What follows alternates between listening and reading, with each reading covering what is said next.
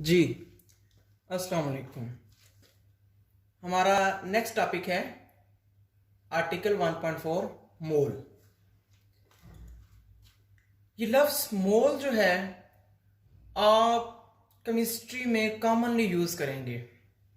Chemistry में किसी भी किस्म की कैलकुलेशंस करनी हो, किसी भी किस्म के न्यूमेरिकल्स को हल करना हो, सॉल्व करना हो, या कोई भी और किसी किस्म की कैलकुलेशन हो, बेसिक कंसेप्ट में एटम का मैस या कुछ भी इस तरह का हो, तो हम मोल का कंसेप्ट यूज करेंगे। ठीक है। अब मोल है क्या चीज? मोल की डेफिनेशंस टू टाइप्स की है। एक है डेफिनेशन बाय पार्टिकल्स, ठीक है, और दूसरी है डेफिनेशन बाय मैस। ठीक है। ये दो कंसेप्ट है, मतलब मोल्स को दो हिस्सों में स्टडी किया जाता है। एक होता है पार्टिकल्स की शक्ल में स्टडी करना, एक होता है इसको मैस की शक्ल में स्टडी करना। ठीक है जी। तो हम सबसे पहले जो है मोल को बाय पार्टिकल्स डेफिनेशन जो है इसको स्टडी करते हैं कि मोल क्या है। अच्छा, इसकी डेफिनेशन की तरफ आने से पहले हम एक कॉमन एग्जांपल की तरफ आते हैं। आप एग्जांपल ले लें कि आप किसी शॉप पर गए हैं पेजेस लेने, प्रिंटर के लिए आपने प्रिंट करने, तो उसके लिए प्रिंटिंग पेजेस के लिए आप गए हैं। तो वहां पर आप जाते हैं तो आपको वहां पर वो कहेगा कि आपने रिम लेना है, रिम ऑफ पेजेस। ठीक है।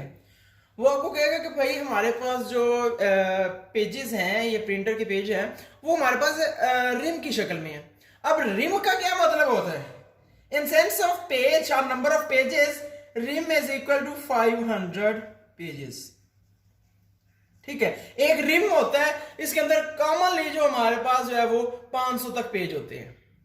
ठीक है। दैट मीन्स आप उसे जाकर कहते हैं मुझे एक रिम चाहिए, इसका मतलब है आप उसे कह रहे हैं मुझे 500 पेजेस चाहिए। ठीक है। आप और एग्जांपल है, आप कहते हैं कि आप किसी शॉप के पास गए हैं, आप उससे कह रहे हैं मुझे 1 डजन एग दे दें। ठीक है। तो 1 डजन का यहां क्या मतलब होगा? आप उसे 1 डजन का मतलब क्या कह रहे हैं? आप उसे 12 एग्स कह रहे हैं कि मुझे 12 एग्स दे दे। ठीक है। तो इसका मतलब क्या हुआ कि जिस तरह से ये आपके पास डोजन जो है वो एक नंबर को जार करती है कि 1 डोजन इक्वल टू 12। इसी तरह एक रिम जो होता है, 1 ream is equal to 5 pages. In the same sense 1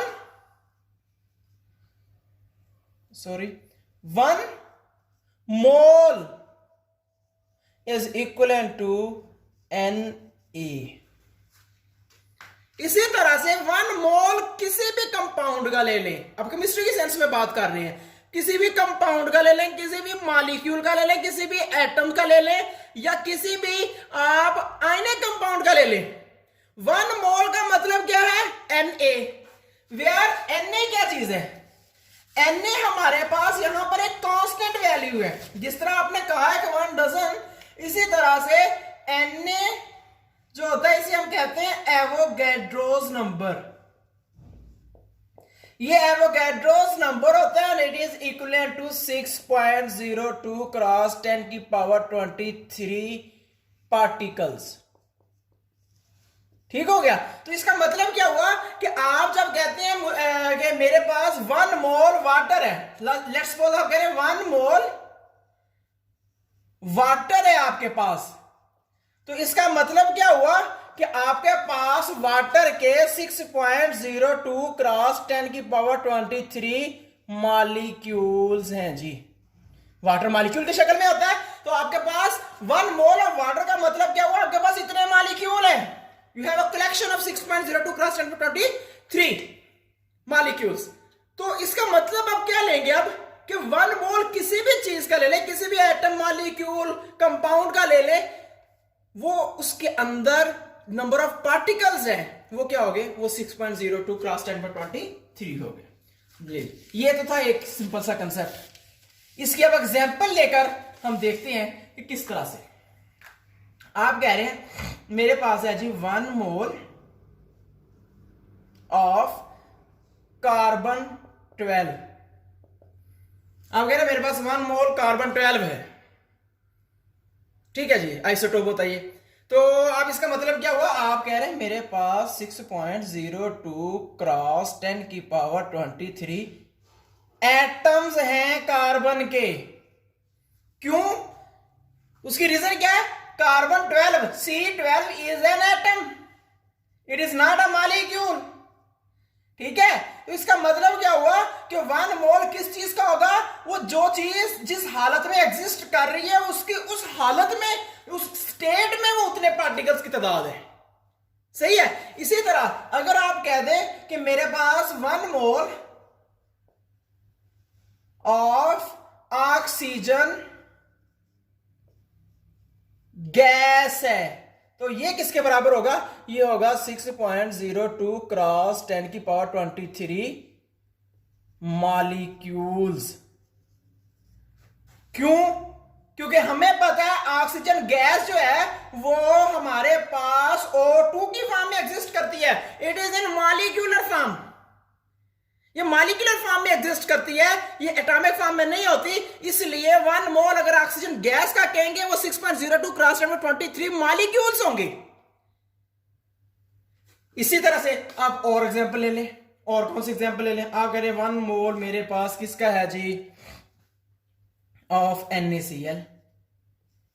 NaCl अब क्या आता है? आपको पता है ये क्या होता है? ये एक आयनिक कंपाउंड है। तो इसके लिए आपके पास क्या डिफाइन करेंगे? आप कहेंगे मेरे पास 6.02 क्रॉस 10 की पावर 23 क्या है? फार्मूला यूनिट्स हैं। क्योंकि आपने पढ़ा हुआ है कि NaCl के एक यूनिट को हम क्या कहते होते हैं? फार्मूला यूनिट कहते हैं, सही है। तो अगर आपके पास 1 मोल ऑफ NaCl होगा, उसका मतलब क्या होगा कि उसके अंदर 6.02 क्रॉस 10 की पावर 23 फार्मूला यूनिट्स हैं।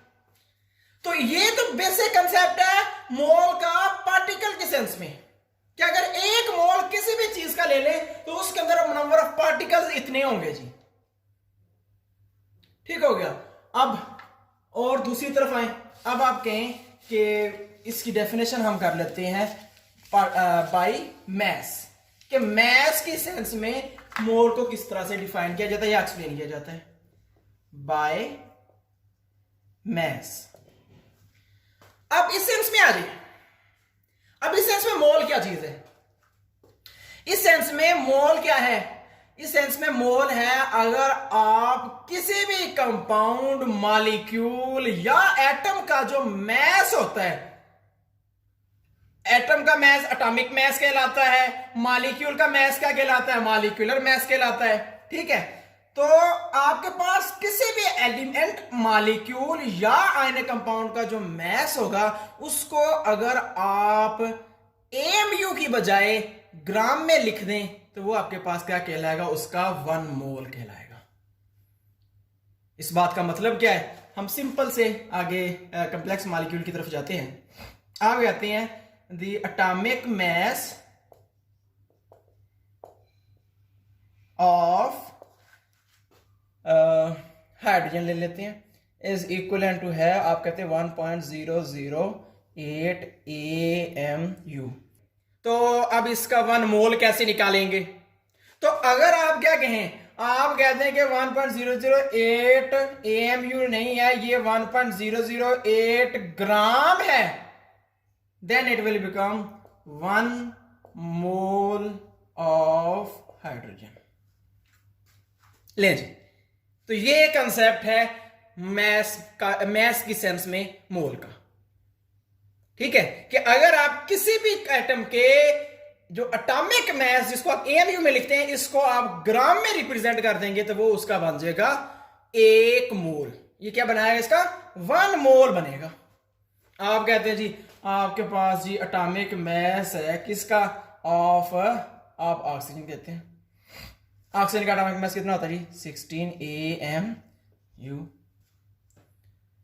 ठीक है। अब आप कहते हैं कि नहीं, इसको अगर हम 1 मोल ले लें तो 1 मोल इसका क्या होगा? 1 मोल ऑफ ऑक्सीजन, इसका क्या होगा, आप क्या कहेंगे, इसको 16 को सिर्फ और सिर्फ क्या कर दें, ग्राम में लिख दें। तो ये है जी कंसेप्ट कि यहां पर अब 1 मोल अगर ऑक्सीजन आपके पास है, इसका मतलब है आपके पास 16 ग्राम ऑक्सीजन हो। ठीक है, कि 1 मोल 16 ग्राम ऑक्सीजन के इक्विवेलेंट होगा। आप कहते हैं जी मैं एक गैस वाले के पास गया, उसके मैंने उसे कहा जी मुझे 16 ग्राम ऑक्सीजन गैस दे दो। ठीक है, तो उस ऑक्सीजन वो एटॉमिक फॉर्म में अगर सपोज करें, आप कह रहे हैं कि मेरे पास 16 ग्राम आपको उसने दे दी है, तो वो आपके पास किसके इक्विवेलेंट आ जाएगा, वो आपके पास 16 ग्राम ऑफ ऑक्सीजन एटम्स हो जाएंगे। क्लियर हो गया? तो आपके पास ये आ गया एटॉमिक मैस की सेंस में। अब दूसरी एग्जांपल आपके पास कौन सी आ जाएगी, आप इसको अब ले लें मॉलिक्यूलर मैस की सेंस में। पहले एटम का था, अब मॉलिक्यूल का ले लें। आप कहते हैं मेरे पास मॉलिक्यूलर मैस ऑफ वाटर किसके बराबर होता है जी, आप कहते हैं जी 18 AMU आपने निकाला हुआ है, इसके बराबर होता है। मैं कहता हूं आप इसको क्या करें भाई, आप इसको 18 AMU के बजाय 18 ग्राम कह लें, तो वो उसका क्या बन जाएगा, that will become 1 mole of water. तो क्लियर हो गया कि अगर आप किसी भी मॉलिक्यूल का जो मॉलिक्यूलर मैस है उसके AMU को हटा के ग्राम लिख देंगे तो उसका 1 मोल बन जाएगा। ठीक है, आपके पास अगर एक ग्लास है उसके अंदर 18 ग्राम वाटर है तो वो उसका 1 मोल है। ठीक है जी, अब आगे आ जाए, इसके बाद मैं थोड़ा सा बता दूं कि इसका मतलब क्या हुआ। आगे आ जाए, अब आप एग्जांपल ले लें किसकी, ग्लूकोज की ले लें। आप कहते हैं जी मेरे पास मॉलिक्यूलर मैस ऑफ ग्लूकोज है, ये किसके बराबर होता है, आप कहते हैं जी ये होता है जी 180 AMU। ठीक है, आप कहते हैं इसका 1 मोल कैसे निकालेंगे, तो वो क्या होगा, अगर आप इसको कह दें कि 1 mole of glucose will become equal to 180 gram. That's all, simple. क्या आपने उसके AMU को हटा के क्या कर दिया, ग्राम में लिख दिया, तो ये इसका क्या बन गया जी, 1 मोल ऑफ ग्लूकोज बन गया। क्लियर है? अब इसके बाद अब आप आ जाते हैं फार्मूला यूनिट की तरफ या आयने कंपाउंड की तरफ, कि उसका बाई मैस हम कैसे करेंगे, क्योंकि आपने पढ़ा हुआ है आयने कंपाउंड को हम सेपरेटली डिस्कस करते हैं। तो आप कहते हैं मेरे पास फार्मूला मैस ऑफ NaCl है, वो किसके बराबर है, आप कहते हैं 58.5 AMU। अब इसका 1 मोल क्या होगा, 1 मोल ऑफ NaCl किसके बराबर हो जाएगा, आप इसको क्या कर दें, सिंपली 58.5 ग्राम कर दें। दैट्स ऑल, सिंपलेस्ट कंसेप्ट कि आप इसके फार्मूला मैस को किस में कन्वर्ट कर देंगे, AMU से ग्राम में, तो ये 1 मोल आपके पास NaCl हो गया। ठीक है, अब आप कहते हैं मैं घर में हूं, मैंने 58.5 ग्राम जो है वो NaCl का वेट लिया है, तो मैं कहूंगा कि वो आपने केमिस्ट्री के सेंस में 1 मोल लिया है NaCl। ठीक है, तो ये तो सिंपल सा कंसेप्ट था बाय मैस और बाय पार्टिकल के मोल क्या चीज है। अब हम जरा इसका रिलेशन पढ़ते हैं, मैस और पार्टिकल्स में आपस में क्या रिलेशन है। आपने कहा 1 मोल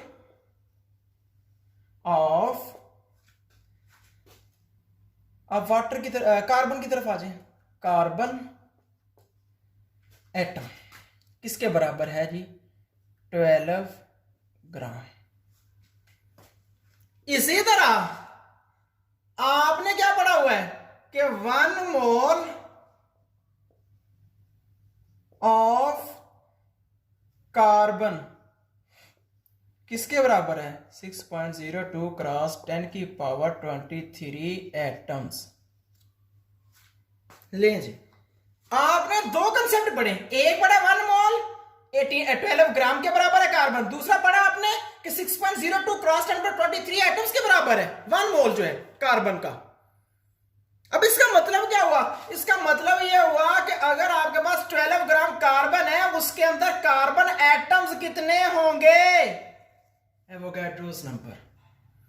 मींस अब आपने कैलकुलेटेड वैल्यू ले ली है कि आपने क्या कह दिया कि ये बराबर है जी Na के। आप घर में बैठे हैं, कहीं किसी लैब में, किसी वर्कशॉप, कहीं पर भी नहीं है, किसी एक्सपेरिमेंटल वर्कशॉप या कोई जगह पर नहीं है। आप कह रहे हैं कि यार मुझे ना कार्बन के इतने एटम्स काउंट करने हैं, या ऐसे सिंपली कह लें इतने एटम्स मैंने वेट करने हैं, तो मैं कैसे करूंगा? मैं कितना वेट लूं कि वो इतने एटम्स आ जाएं? है तो एक कैसे एक मैजिकल बात हो गई। तो इसका मतलब क्या हुआ? मैं आपको क्या कहूंगा भाई, आप सिंपली एक काम करो, आप 12 ग्राम ले लो कार्बन, वो उसको हो जाएगा 1 मोल, और 1 मोल कार्बन में कितने होते हैं? इतने एटम्स होते हैं। तो एक सिंपल कंसेप्ट में आपके पास पता चल जाएगा कि मेरे पास इतने एटम्स हैं कार्बन के।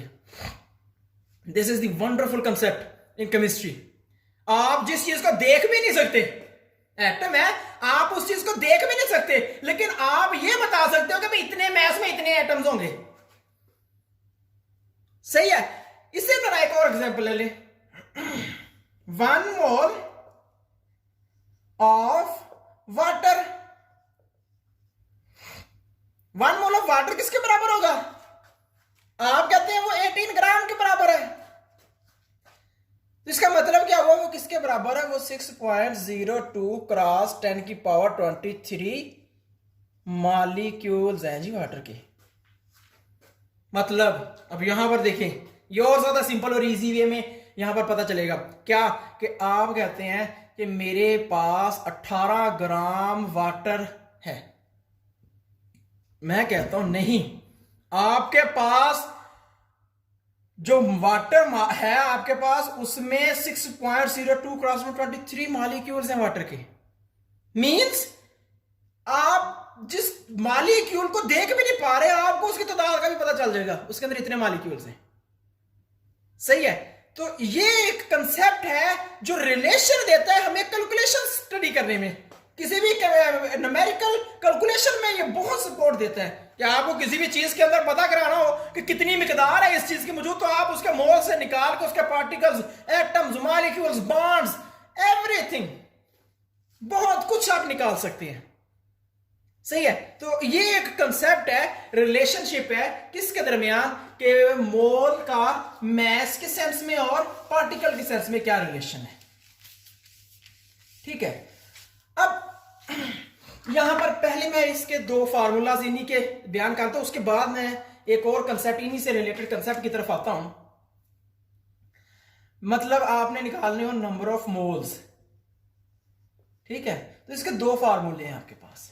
एक होता है मैस इन ग्राम, मतलब जिस भी चीज का आपको मैस दिया गया है डिवाइडेड बाय आप उसका क्या कर दें, मोलर मैस। अब मोलर मैस क्या होता है भाई? मोलर मैस एटॉमिक मैस भी हो सकता है, मोलर मैस मॉलिक्यूलर मैस भी हो सकता है, मोलर मैस फार्मूला मैस भी हो सकता है। मोलर मैस मींस चाहे वो कंपाउंड है, एटम है, मॉलिक्यूल है, कुछ भी है। ठीक है।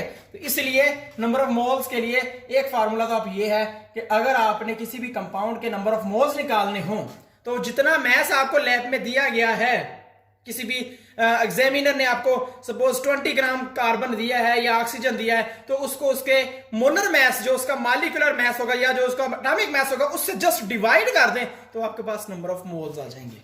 एक ये फार्मूला है। दूसरा है नंबर ऑफ एटम्स, मॉलिक्यूल्स, तादाद निकालने का, पार्टिकल्स निकालने का। तो उसके लिए फार्मूला है नंबर ऑफ मोल्स बराबर है इक्विवेलेंट किसके आएगा, पार्टिकल्स ओवर एन ए। तो ये दूसरा फार्मूला है। इसके सेंस में आप क्या निकाल सकते हैं कि पार्टिकल्स और एन ए को आपस में डिवाइड कर दें। मतलब आपको कोई कहता है कि यार मेरे पास 20 बिलियन मेरे पास एटम्स हैं, तो मैं उसके मुझे पता कैसे चलेगा कि उसमें कितने मोल्स हैं कार्बन के लिए, सपोज कर लें। तो आप क्या कहें, आप उसको सिंपली किससे डिवाइड कर दें, 6.02 क्रॉस 23 10⁻23। इससे आप जिसको जस्ट डिवाइड कर देते तो जो आंसर आएगा वो उसके नंबर ऑफ मोल्स हो जाएंगे। ठीक है जी। तो इस तरह से ये दो फार्मूलाज हैं, इनकी मदद से आप क्या निकाल सकते हैं, मोल को कैलकुलेट कर सकते हैं किसी भी, या जरूरी नहीं मोल ही, आपको मोल दिया गया हो तो आपको मैस निकालना हो तो आप ये फार्मूला से यूज करके निकाल सकते हैं। आपको मोल्स दिया गया हो, आपने नंबर ऑफ एटम्स या मॉलिक्यूल्स या फार्मूला यूनिट्स कुछ भी निकालना हो तो आप इस फार्मूले से निकाल सकते हैं। ठीक है। या आपको मैस दिया गया हो, आपको पार्टिकल्स निकालने हो तो पहले आप मैस को इधर इससे मोल्स निकाल के मोल से आप आगे उसके पार्टिकल्स निकाल सकते हैं कोई भी। ठीक है। तो ये दोनों फार्मूले आपस में क्या हुए, रिलेटेड हुए कि एक फार्मूले की मदद से दूसरे फार्मूले की जो रिक्वायरमेंट्स है वो हम पूरी कर सकते हैं। ठीक है। तो ये तो कंसेप्ट था मोल का और इसका रिलेशन था मैस और पार्टिकल का के जरिए। ठीक है। अब यहां पर एक थोड़ा सा कंसेप्ट है, उसको थोड़ा सा हम डिस्कस कर लें कि वो होता क्या है। ठीक है। मैं कह रहा हूं कि 18, मैं वाटर की तरफ जाता हूं, वाटर को हम डिस्कस कर लेंगे, सिंपल कंसेप्ट है तो आप हर चीज की तरफ आ जाएंगे। मैं कहता हूं 18 AMU क्या है, वाटर है, expressed in grams, in 18 grams will become 1 mole of water। नहीं, आप कह रहे हैं एक अजीब सा कंसेप्ट आप देते जा रहे हैं, है तो सही है, आपने पढ़ लिया, स्टडी कर लिया, लेकिन आप कह रहे हैं कि भाई 18 AMU है आपके पास। ठीक है। वाटर का अगर आप AMU को हटा के 18 ग्राम लिख देंगे तो उसका 1 मोल बन जाएगा। अब इस चीज का क्या मतलब हुआ कि कैसे, क्या ऐसी मैजिकल ट्रिक हुई कि आप AMU को जस्ट ग्राम में रिप्रेजेंट कर दे तो आपके पास वो 1 मोल बन जाएगा। उस चीज का क्या मतलब हुआ? उस चीज का मतलब ये है भाई कि 18 AMU is the molecular mass of 1 water molecule। ये एक वाटर मॉलिक्यूल का मैस है, जबकि आप 18 ग्राम जो कि 1 मोल कह रहे हो, this is the mass of 6.02 cross 10⁻23 molecules. ये इतने मॉलिक्यूल्स का मैस है, मतलब इतने मॉलिक्यूल्स हैं, हर एक का मैस इतना है, उन सब के मैसेस को प्लस करें फिर जाके 18 ग्राम बनता है। ठीक है। अब हम इसको एक कैलकुलेशन के जरिए प्रूव करके देखते हैं कि how 18 AMU will become equal to 18 gram and known as mole. ठीक है। तो आप क्या कहते हैं, आप कहते हैं जी कि 18 AMU किसका मैस है, is equal to mass of 1 water molecule. ठीक है। ये एक वाटर मॉलिक्यूल का मैस है। ठीक है। अब इसको आगे लेकर आए जरा, आपको 1 मोल का मैस चाहिए ना, तो आप क्या करें, आप कहें कि mass of 1 water molecule become equal to 18 AMU। ठीक है। आपने ये स्टेटमेंट लिख ली। आपके पास कितने चाहिए, आपको 1 मोल चाहिए, तो उसका मतलब है आपको 6.02 क्रॉस 10⁻23 पार्टिकल्स का या मॉलिक्यूल्स का आपको चाहिए मैस। आप उससे क्या करेंगे, इसको 80 इससे मल्टीप्लाई कर दो कि 18 मल्टीप्लाई बाय 6.02 क्रॉस 10⁻23। लो, ये आपके पास इतने का AMU में मैस आ जाएगा। ये जो मैस आएगा ये किसमें आएगा, AMU में मैस आ गया। कितना, ये आपके 1 मोल वाटर का AMU में मैस आ गया। आपको किसमें चाहिए, ग्राम में। आए जरा वो रिलेटिव एटॉमिक मैस की तरफ, वो जहां पर आप पढ़ते थे कि AMU क्या होता है, रिलेटिव एटॉमिक मास क्या होता है, वहां पर आपने पढ़ा हुआ था कि 1 AMU इज इक्वल टू है 1.664 था या शायद 7 था, 10 की पावर -24 ग्राम। ठीक है, अब आपने कहा ये किसमें आ गया मैस, ये इसका मैस आ गया किसका, 1 मोल का AMU में, आपको ग्राम में निकालना है। ठीक है, तो आप ये वैल्यूज याद रखें। अब आप ग्राम में निकाल लें इसको,